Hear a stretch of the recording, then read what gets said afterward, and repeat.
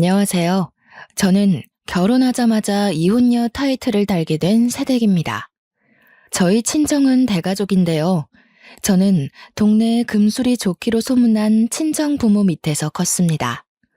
사랑만 받고 자랐다고 해도 과언이 아닌 가정 환경에서 컸기 때문에 사실상 결혼을 하기 전까지는 사람에 대한 두려움이 없었어요. 저는 늘 밝고 긍정적인 아이였거든요. 그런데 다 커서 성격이 바뀔 수 있다는 것도 결혼을 해서 알게 되었습니다. 웬만하면 트러블 없이 인생을 살았고 제 주위의 사람들은 전부 둥글둥글 하거든요. 그 때문에 저도 더더욱 독한 성향과 거리가 먼 사람이었습니다. 그러니까 제 딴에는 나름 독하게 행동해 본 게 결혼 이후 처음이라는 거예요. 사람이 제대로 된 고난을 겪으면 단단해진다던데 제가 단단해졌다고 봐야겠죠. 지금부터 어떤 시댁을 만나 어떤 삶을 살았고 어떻게 이혼을 하게 되었는지 들려드리겠습니다. 제 고향은 바닷가를 끼고 있는 지방이고 저는 그곳에서 태어나 취업을 하기 전까지 쭉 자랐어요. 저희가 살던 동네에는 주위가 14가구 정도가 몰려 있었는데 그 동네에서 우리 집은 대가족으로 좀 유명한 편이었습니다.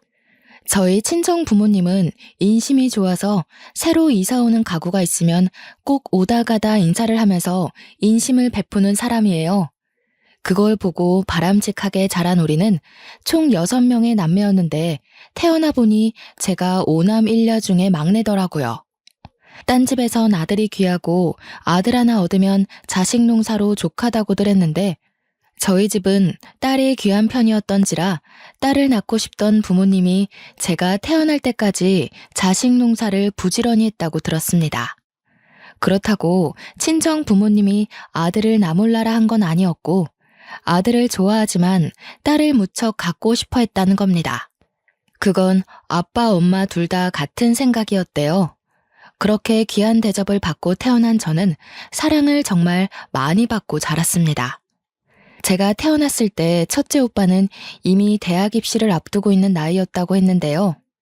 엄마 말로는 첫째 오빠랑 둘째 오빠가 고등학생이라서 엄마가 일할 때 저를 자식처럼 잘 보살펴줬다고 합니다.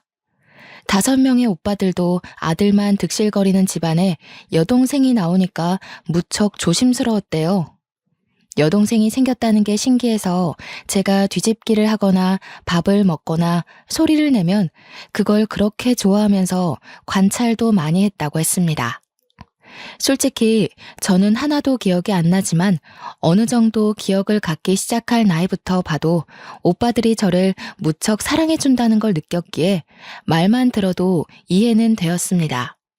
그렇게 매사에 귀하게 자란 저를 두고 주위 어른들은 가끔 오냐오냐 크는 거 아니냐고 했으나 친정 부모님부터 친오빠들까지 다들 하나같이 성품이 뛰어난지라 제가 모나게 클 수가 없었습니다. 솔직히 사춘기에도 화 한 번 낸 적 없을 정도로 서로 위하고 존중했는데 저희 집을 아는 사람들이라면 모나게 큰다는 말이 입 아플 정도일 겁니다. 그렇게 늘 제게 후한 인심을 베풀던 친정가족은 딱 하나 제게 잔소리하고 간섭하는 것이 있었는데요. 바로 남자 문제였습니다. 특히 친오빠들이 제게 연애 소식이 들리면 그렇게 저한테 남자친구에 대해 물어봅니다. 인적 사항을 묻는다기보단 평소 행실이 어떤 사람인지를 꼭 듣고 싶어 했어요. 남자는 남자가 잘한다고 했고 또 사람은 곧 내뱉는 말이 인성이니까 남자친구의 말주변을 특히 중점적으로 듣고자 했었습니다. 그런 환경에서 제가 결혼 소식을 알렸을 땐 집에서 난리가 났습니다. 제 나이가 27살이었는데 친정 중에서 결혼을 안 한 사람은 저밖에 없었고 오빠들은 전부 30대 후반에서 40대로 다 독립해 가장 생활을 하고 있었어요. 저만 부모님 집에서 통근을 하며 지냈기에 부모님한테 먼저 결혼 사실을 고백했더니 부모님이 친오빠들을 전부 호출한 거 아니겠습니까? 저희는 그날 오랜만에 가족회의를 하게 되었는데 다들 제 결혼을 반대하는 건 아니었고 단지 연애 상대였던 사람과 달리 더 집요하게 남편에 대해 캐물었어요. 이럴까봐 사실 결혼하는 게 망설여지기는 했습니다. 저희 가족이 정말 사랑 넘치고 좋지만 남편 되는 사람이 부담을 느낄 것 같았거든요. 그래서 저는 처음으로 친정 가족에게 뚜렷한 거절 의사를 비췄어요. 내가 선택한 사람이고 내 일이니까 뭐든 내가 알아서 할 거야. 나는 남자친구가 우리 가족 때문에 부담 느껴서 결혼 고민하는 거 싫어. 그러니까 나중에 결혼 인사를 하게 되면 뭐든 남편을 향한 무서운 눈초리를 자중해달라고 부탁했습니다. 친정가족은 제 의사를 참 잘 존중해 주었어요. 그거 하나는 사실 자부할 만큼 당연했던 건데 순간 결혼에 대한 얘기를 하다 보니 저도 모르게 가족의 반대가 따를까봐 긴장했었네요. 저의 입장과 상대 배우자의 입장을 고려해 상견례를 한다면 친오빠들 다 갈 건 아니고 둘째 오빠까지만 참석을 한다고도 합의를 봐줬습니다. 제가 식구들에게 이렇게 부탁까지 하게 된 것은 남편의 표정 때문도 있었는데요. 남편은 제게 오빠 5명이 있다는 걸 알고 살짝 겁을 먹는 것 같더라고요. 남편이 자기는 위에 누나만 2명이 있는데 남자들이 그렇게 많은 집안은 처음 봤다고 하대요. 그 모습을 보니 남편이 벌써 부담을 느끼는 것 같아서 제가 친정 가족한테 더더욱 자중해 줄 것을 피력했던 겁니다.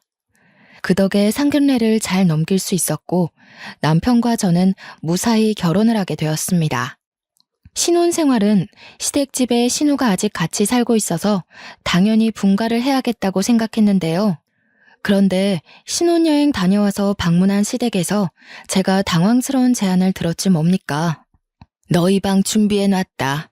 첫째 애가 그나마 큰 방 쓰고 있었는데 둘째랑 같이 써도 된다고 하니까 너희들이 첫째 방 쓰거라. 시모가 첫째 형님 방을 우리 신혼방으로 쓰라는 거 아니겠어요? 사실 친정부모가 저희 신혼 선물로 몰래 집을 하나 매매해줬거든요. 근데 그걸 제가 신랑한테 서프라이즈 해주려고 비밀로 하고 있었어요. 시댁에 먼저 인사를 왔던 차라 친정에 인사 가면 짜잔 하고 말해주려고 했는데 생각지도 못한 변수에 입이 다물어졌습니다. 제가 당황해서 말 못하고 있으니 시모가 저더러 마음에 안 드냐고 표정이 왜 그러냐고 물어보길래 어쩔 수 없이 솔직하게 말할 수밖에 없었어요.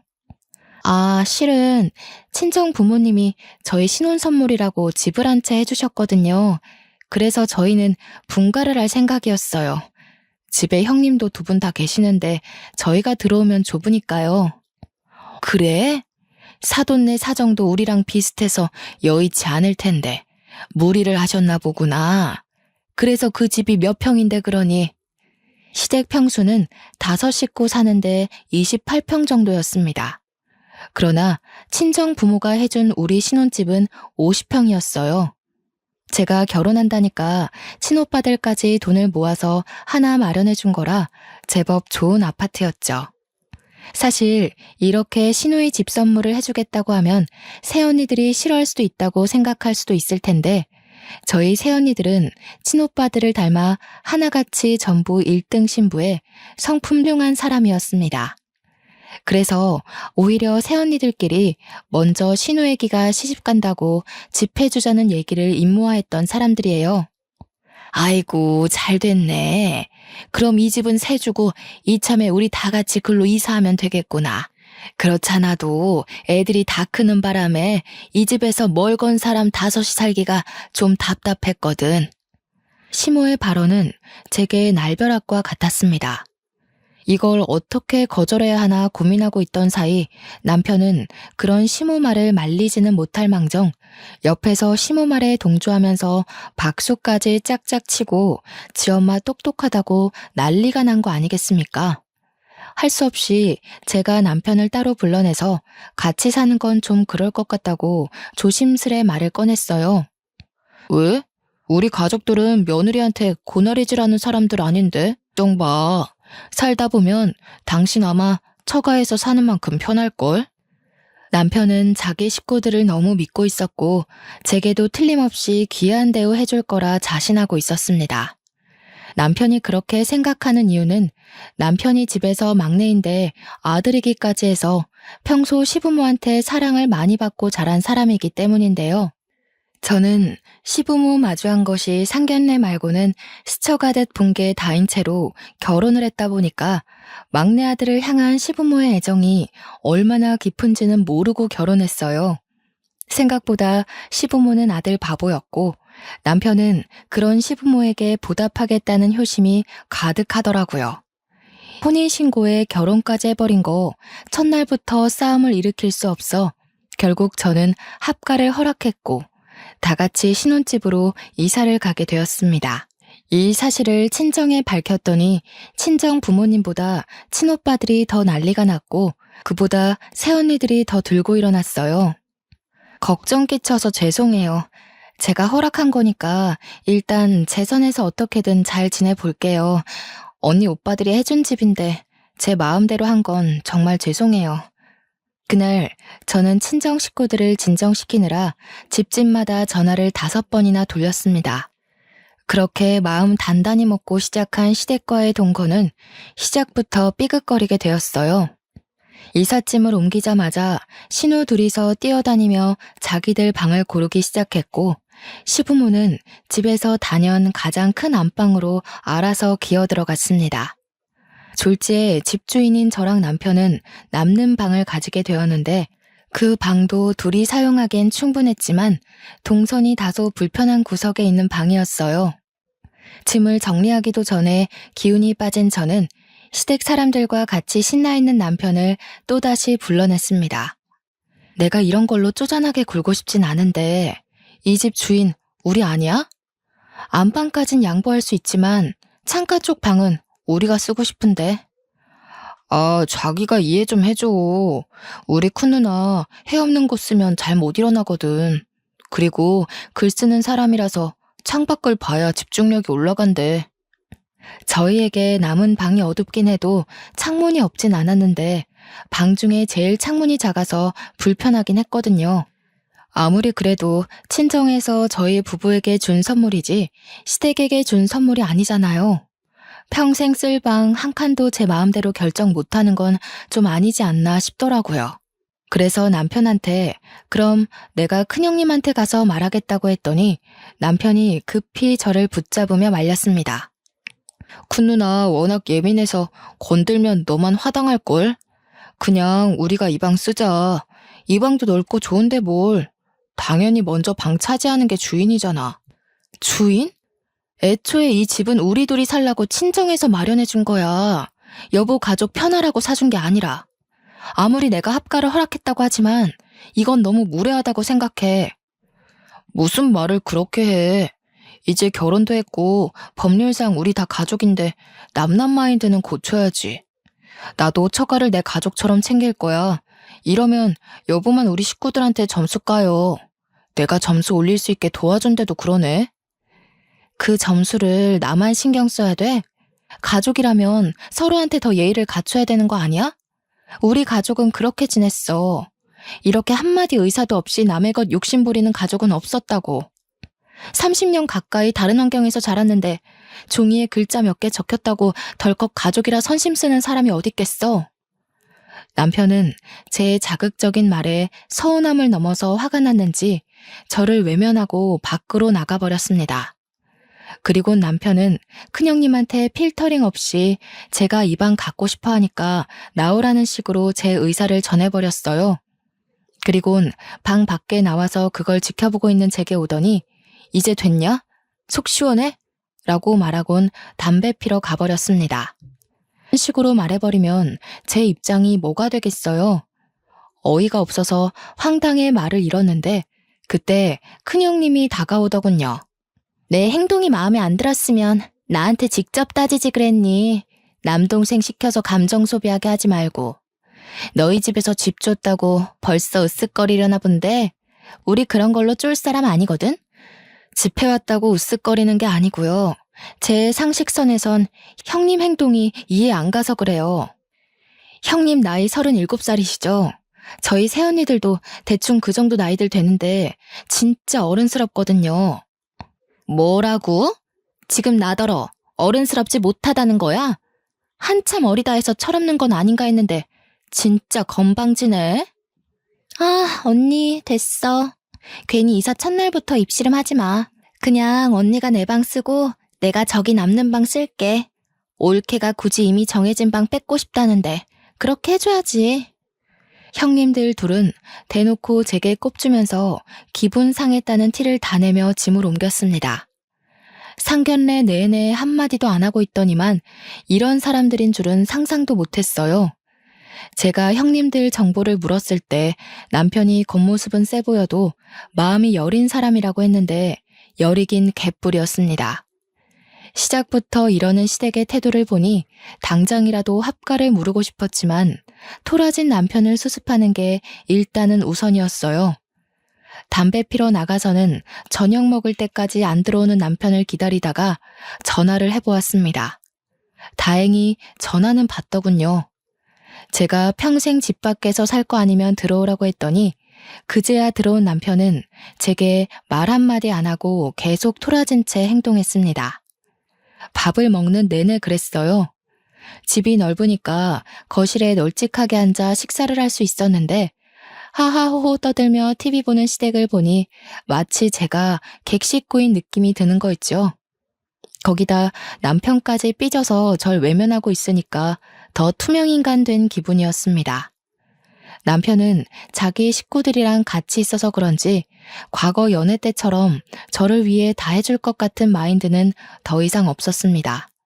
불과 신혼 시작 일주일 만에 남편은 저를 실망시킨 거죠. 그렇다고 제가 왜 사과를 해야 하는지 모르겠어서 저도 똑같이 남편을 무시해줬습니다. 그랬더니 나중에 저를 필요로 하는 남편이 알아서 말을 걸더라고요. 그래서 저도 부부관계 평화를 위해 남편의 어정쩡한 화해를 받아주었죠. 그날 이후 여전히 새집 냄새가 가시지 않는 시기에 저는 시모 통화를 우연히 듣게 되었는데요. 엿들을 생각이 없었는데 내용이 워낙 수상쩍어서 저답지 않은 행동을 해버렸어요. 명의? 그런 건 안 물어봤는데. 당연히 신혼집이니까 공동명의로 하지 않았겠어? 아니면 얘 명의거나. 근데 애 명의더라도 지분 떼올 수 있는 방법이 있다고 하던데. 시모는 이 집에 대한 재산으로 누군가와 통화를 하고 있었습니다. 하필 그 타이밍에 큰형님이 방에서 나와서 끝까지 듣진 못했으나 그날 이후 굉장히 마음이 찝찝했어요. 이 널찍한 집에선 저와 시모, 큰형님 빼고는 다 바깥으로 출근하는 사람들이었거든요. 저는 재택으로 근무를 돌릴 수 있어서 남편 내조도 할 겸 집에서 일을 시작했습니다. 그래서 주구장창 시모와 큰형님을 봐야 했는데 가끔씩 큰형님도 시모 방에 가서 속닥거리며 의심스러운 행동을 하더라고요. 근데 그게 왜 자꾸 지난번 시모가 한 통화랑 연관이 있는 것 같은지 모르겠어요. 그렇게 찜찜한 마음으로 살던 어느 날 여느 때와 같은 대낮에 친정엄마가 집 옥상에 방안 비닐을 설치하다가 발을 헛디뎌 떨어졌다는 소식을 전해 들었습니다. 그 전화를 받고 너무 놀라서 근무 중인 남편을 부르지도 못하고 저 혼자 친정을 내려갔어요. 집에 있는 시모한테만 말을 하고 나선 거죠. 도착한 친정엄마 입원실에는 새언니들과 친오빠들이 있었는데 다행히 엄마는 비닐 잔뜩 깔아놨던 곳으로 추락하는 덕에 팔이랑 발목만 골절되고 다른 곳은 괜찮다고 하더라고요. 그런데도 걱정이 되는 건 딸로서 당연한 입장 아니겠습니까? 아빠한테 해달라고 하지 왜 엄마가 나섰어? 엄마 그런 거 할 줄도 모르면서. 내가 얼마나 놀랐는지 알아? 큰일 났으면 어쩔 뻔했어.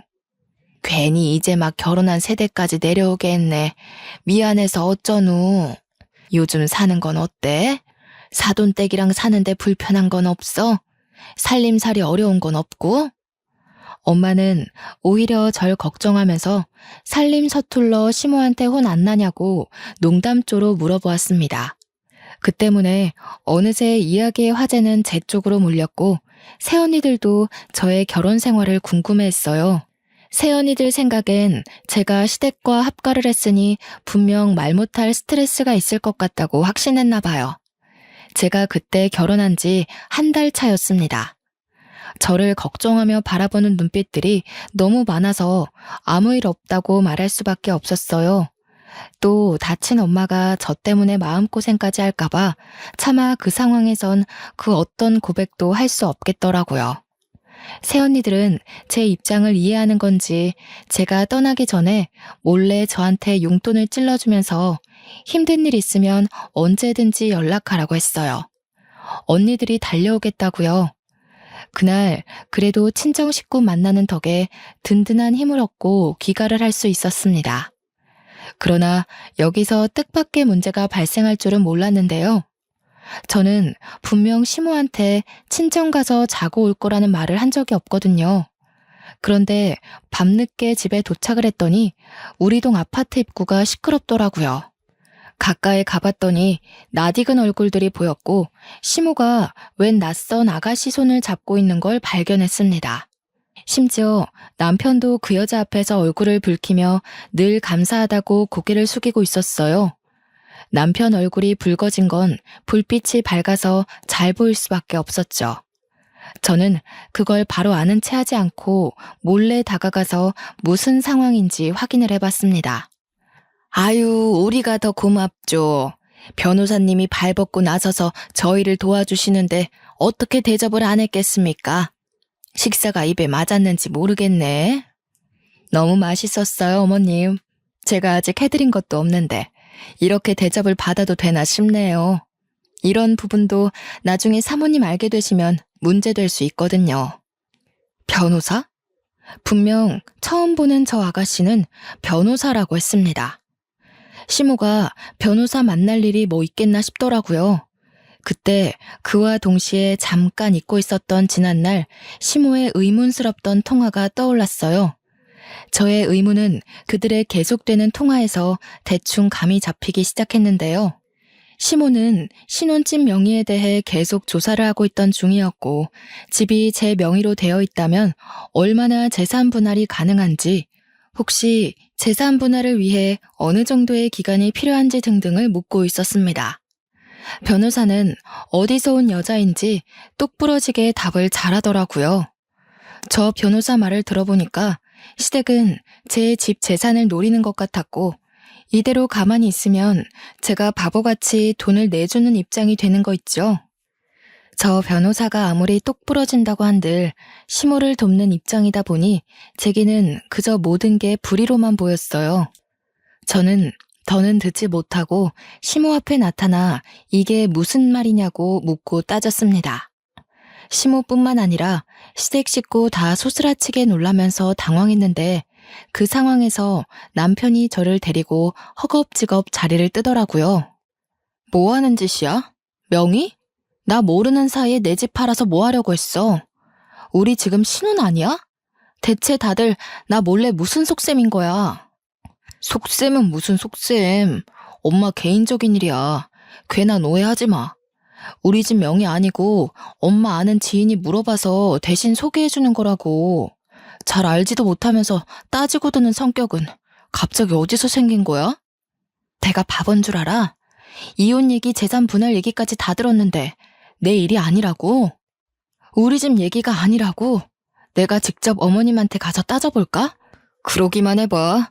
증거도 없는데 쓸데없이 네 심증만 가지고 우리 가족 분위기 흐려놓으면 나 더 이상 자기 보고 살 자신 없어. 남편은 오히려 제게 언성을 올리면서 제 속에서 끓어오르는 여러 가지 의문들을 막으려 했습니다. 아는 것이 없으면 이렇게나 억울한 상황에서도 길을 펴지 못하겠더라고요. 저는 지난날 시모 통화처럼 그날 일도 똑같이 찝찝함만 남기고 흐지부지 마무리해야 했습니다. 그러나 그렇게 조금씩 수상하던 시모의 의도는 곧 얼마 안가 분출하고 말았는데요.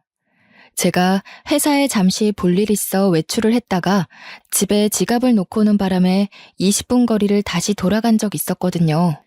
그날 집으로 돌아가는 길에 빨간 신호를 받고 차를 정차한 사이 저는 거리에서 시모를 발견했고 그때 그 변호사 아가씨를 다시 보게 되었습니다. 당연히 계속 지켜봤죠. 또 무슨 얘기를 나눌까? 정말 우리 집 명의 얘기가 아니었을까? 생각하며 유심히 쳐다봤는데 나중에 남편 차가 그쪽으로 향하는 걸 보았어요.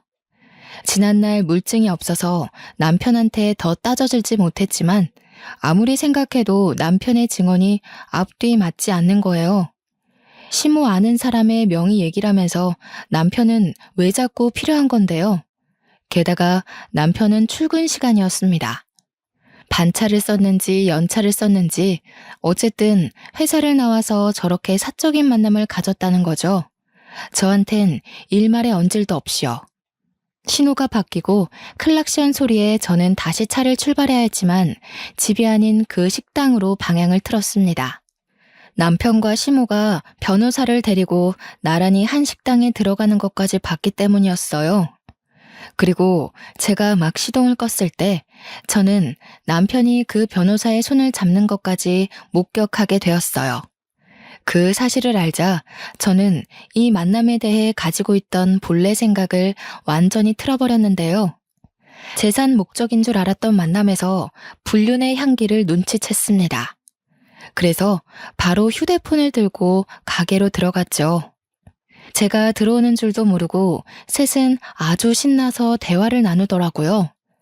설마 싶었는데 제가 예상한 대로 남편과 변호사 사이는 이미 불륜이었어요. 듣자 하니 만난 지 일주일 만에 갈 때까지 간 것 같았습니다. 신혼 반개월도 못 넘기고 바람이 난 남편도 황당하지만 변호사 그 여자도 웃기지 않습니까? 변호사라면서 부정행위를 아무렇지 않게 일삼고 있잖아요. 이런 게 현실에서 가능하다니. 너무 상식도 개념도 없어서 다들 미친 줄 알았습니다. 막상 그 앞을 마주하니 심장이 떨렸지만 저는 그걸 전부 녹음을 했어요. 그만 자리를 뜰 때쯤 그들 자리 앞으로가 대놓고 연속 촬영까지 했습니다. 어머머, 너 새아기 너가 여긴 어떻게 있니?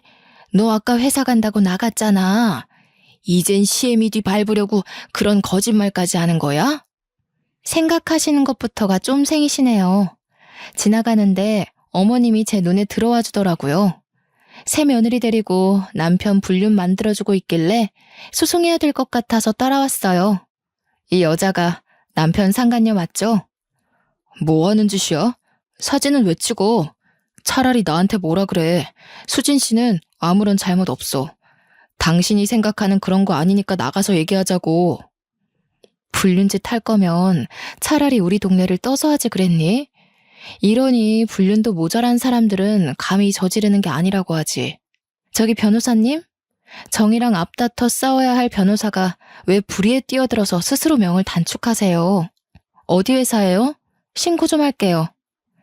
제가 상간녀한테 손을 내밀자 남편이 그 손을 탁 쳐내면서 벌떡 일어나 저를 상대하려 했습니다.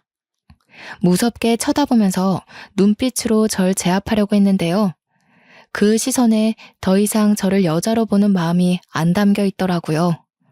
서럽기도 하고 화가 나서 저는 사장님한테 고래고래 소리 질렀습니다.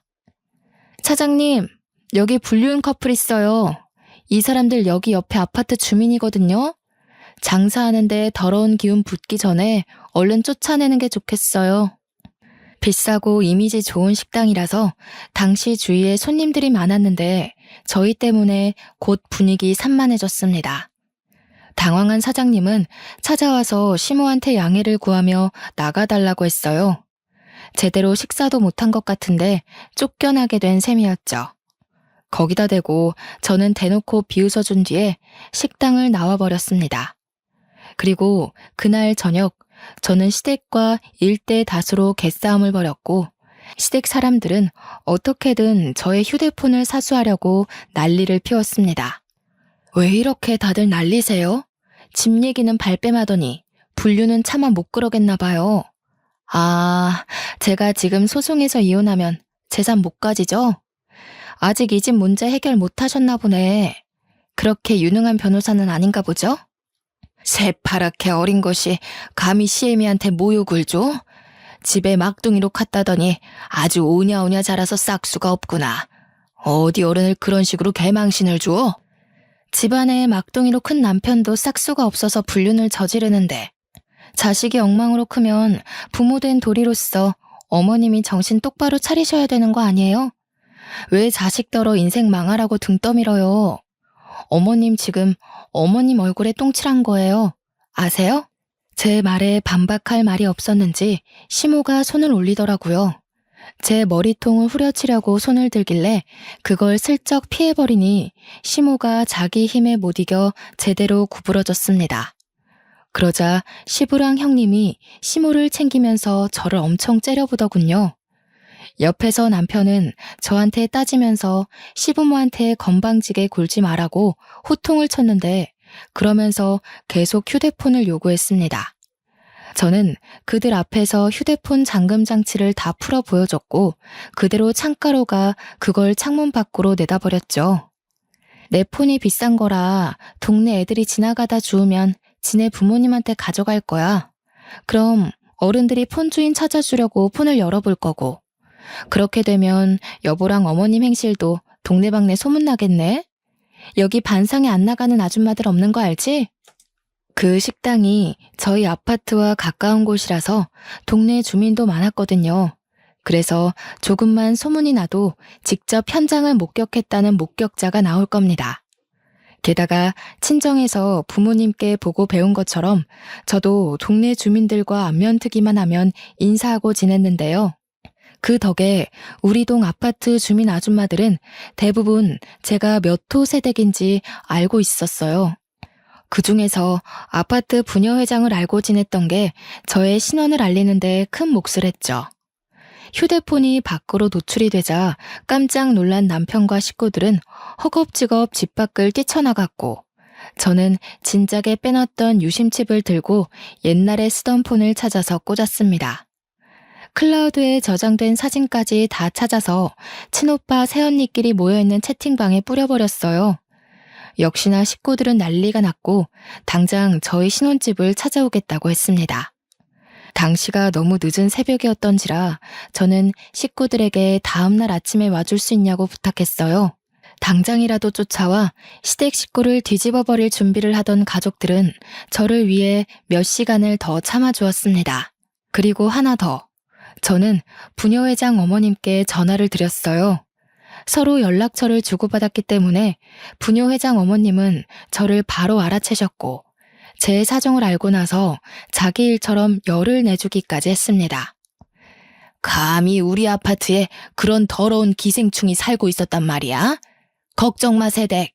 내가 아주 혼쭐을 내줄 테니까. 이 아파트에서 안 나가고 못 베기게 만들어줄게. 참 든든하더라고요.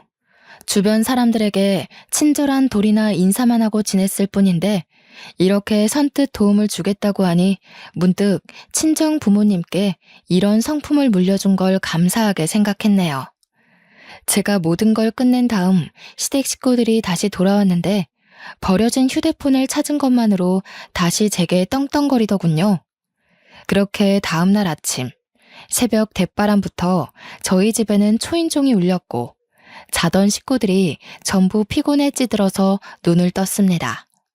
진작에 깨서 식구들을 기다리고 있던 저는 문을 열었고 반가운 친정 가족들이 쏟아져 들어왔어요. 손에는 짐가방까지 하나씩 들고 있더라고요. 짐은 다 뭐냐고 물어보니까 시댁 식구가 안 나가고 버틴다면 한 일주일 눌러붙을 생각으로 챙겨왔다고 했습니다. 이럴 땐 다들 서울에 사는 게 다행이다 싶었어요. 친정 식구의 소란스러운 소리에 뒤늦게 상황을 살피러 나온 시댁 식구들은 놀라서 어안이 벙벙해졌어요. 그때 우리 아빠가 남편을 보곤 득달같이 달려들어 싸대기를 휘갈겼습니다. 이런 미친 녀석, 가진 것 없는 놈 불쌍해서 우리도 형편 여의치 않다고 거짓말까지 해줬더니 감히 네 놈이 싸구려 같은 짓을 해? 내 딸한테 감히 니까지 깨? 사실 저희 집은 남편과 형편이 비슷한 게 아닙니다. 비슷하다고 거짓말을 친 거였어요. 남편이 기죽을까봐 친정 부모가 배려해서 재산을 숨기는 게 좋겠다고 제안한 거라는 거죠. 심지어 친오빠들까지 직장인이 되는 바람에 저희 집은 사실상 걸어다니는 대기업 수준이었습니다. 왜 이러는 거예요, 사돈어른? 갑자기 찾아와서 이게 무슨 행패랍니까? 설명을 좀 해보던가요. 대체 뭘 거짓말 쳤다는 건데요? 없는 사람들이 더한다더니 빼먹을 게 없어서 어린 딸 같은 애 돈을 뺏으려고 해요? 정말 창피하네요. 그 자글자글한 주름이 다 욕심 때문에 생긴 건가 보죠? 네, 이런 말까진 안 하려고 했는데 당신들 지금 돈 많은 며느리 놓치는 거야. 알겠어? 시모는 그제서야 친정 형편을 알게 되었고 시부랑 둘이서 벙찐 채로 상황 파악하느라 눈알만 굴렸습니다. 그건 눈치 보고 있던 신우들도 마찬가지였어요. 친정 부모가 시부모랑 남편을 두고 따지고 있을 때 친오빠랑 새언니들은 시댁 식구들 방에 짐을 빼고 있었는데요. 이 방 저 방 구경하면서 서로 의논해서 어느 방 쓸지 대화를 나누고 있었습니다. 그것에 신우들이 당황해서 어중간한 성화로 열을 내자 새언니 5명이 마치 저의 친언니처럼 저 대신 득달같이 따져주기도 했어요. 여자는 여자기에 눌린다고 두 형님들이 새언니들 앞에서 꼼짝을 못하고 있지 뭡니까. 당시 시간이 곧 사람들 활동할 시간이 다가오던 아침이었어요. 고요해야 할 그 시간에 저희 집은 순식간에 난장판이 되었습니다. 여보, 설마 당신 변호사 그 얘기한 거야? 일단 다 같이 앉아서 얘기 좀 해보자고 해. 아무리 그렇다지만 이건 엄연히 주거 침입이야. 내가 처가 식구들 신고해도 괜찮겠어? 야, 네 식구들 데리고 당장 우리 부모님 집에서 나가. 여기 명의 내 것도 아니고 공동명의는 더더욱 아니거든? 부모님이 증여해준 재산이니까 몇 날 며칠을 기다려도 애초에 네 앞에 떨어질 돈 같은 건 없었어. 그 변호사 여자 집에 식구들 다 데리고 가서 살아. 너희 식구들 빈대짓 잘하잖아. 남편이 제 성을 못 참고 저한테 손찌검을 할랑말랑 했는데요. 그걸 용케 알아본 친오빠들이 남편을 제대로 혼쭐 내줬습니다. 친오빠들이 남자만의 방식으로 혼쭐을 내줬는데 새언니들한테 잡혀있던 신우들도 친정 부모한테 잡혀있던 시부모도 남편을 도와줄 여력은 없었습니다. 그렇게 시댁 식구들은 친정 가족으로부터 맨발로 쫓겨나게 되었는데 그 상황에 화가 난 둘째 형님이 주제도 모르고 경찰을 부른 거 아니겠습니까?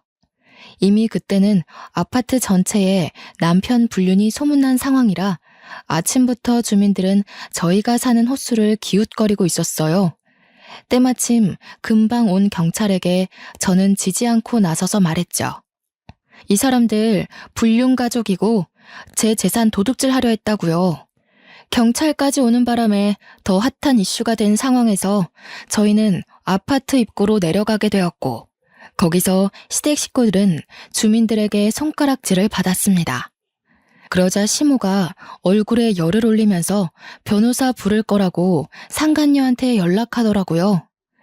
경찰이 있는지 모르고 왔던 상간녀는 경찰을 보자마자 도망을 쳤는데 갑자기 경찰 하나가 무섭게 상간녀를 쫓는 거 아니겠어요?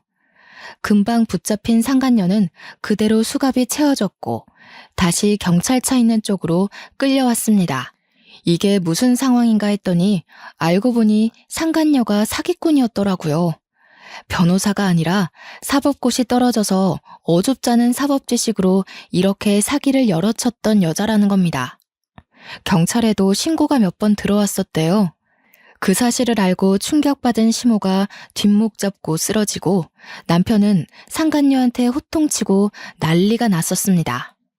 벌은 한꺼번에 받는 거라더니 아니나 다를까 시댁 식구가 신혼집으로 다 이사 오면서 원래 살던 곳에 세를 내줬거든요. 그런데 심지어 그곳에서도 문제가 발생했지 뭡니까. 젊은 부부가 입실했었는데 둘 다 백수였는지 월세도 잘 안 냈고 집도 엉망으로 되어 있었대요. 리모델링을 하지 않으면 사람이 못 살 정도로 아수라장이었다는 거죠. 졸지에 집도 없는 거지가 되었다는 사실을 자각한 남편과 시댁이 갑자기 제게 사죄를 하기 시작하더라고요. 자기야, 내가 대표해서 사과할게. 우리 식구들이 모자랐던 게 맞아. 자기가 나 배려해주느라 재산 속인 줄도 몰랐어. 내가 무식했어. 마누라의 그런 착한 본성도 모르고 다시는 그런 실수 안 할게. 제발 한 번만 용서해줘. 우리 이대로 나가면 정말 갈 곳이 없어. 역시 멍멍 걔한테는 역으로 똑같이 해줘야 돼. 그래야 자기가 한 짓이 걔만도 못한 짓이었다는 걸 깨닫지. 당신이 잘못한 게 그것뿐인 줄 알아? 당신은 나뿐만 아니라 우리 친정까지 욕보인 거야.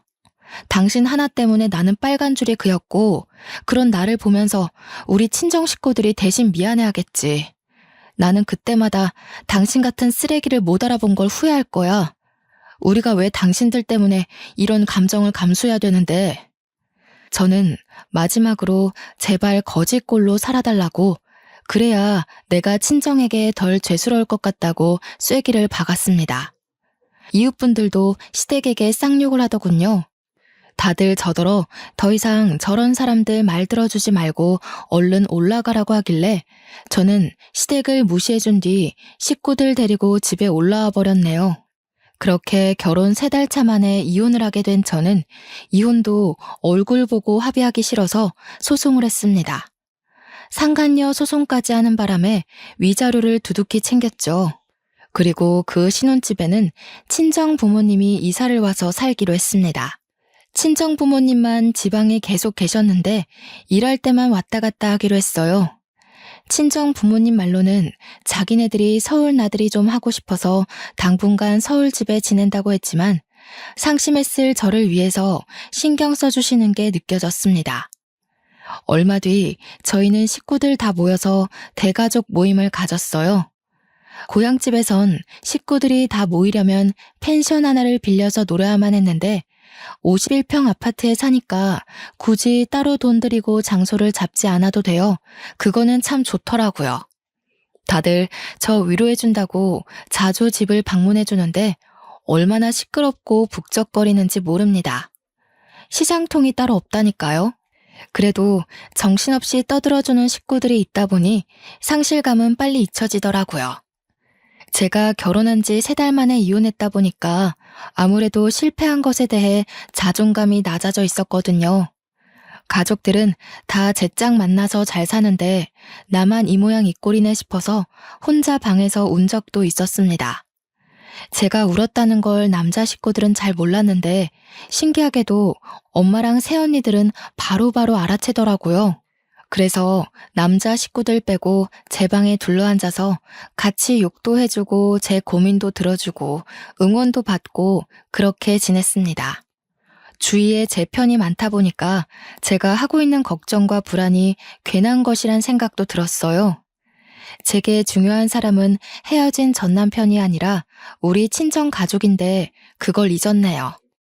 이혼하면 좌절해서 남자보다 못 지내는 여자들이 덜어 있다고 하던데 저는 절대 그쪽이 아니라서 다행이라고 봅니다. 행복하다고 하면 거짓말이겠지만 더 이상 슬프지 않은 건 사실이거든요. 앞으로는 결혼보다 더 소중한 저만의 미래를 위해 또 다른 성공의 길을 나아가 보려 합니다. 혹시 청취자분들 중 이혼한 분이 있다면 결혼이 다가 아니라는 말씀을 드리고 싶네요. 우리는 더불어 사는 사회에 속해 있지만 결국 뭐든 혼자 해내야 하는 거 아니겠습니까? 다들 다양한 길을 열어놓고 다양한 꿈을 꾸셨으면 좋겠습니다. 멀리서 응원할게요. 긴 글 들어주셔서 감사합니다.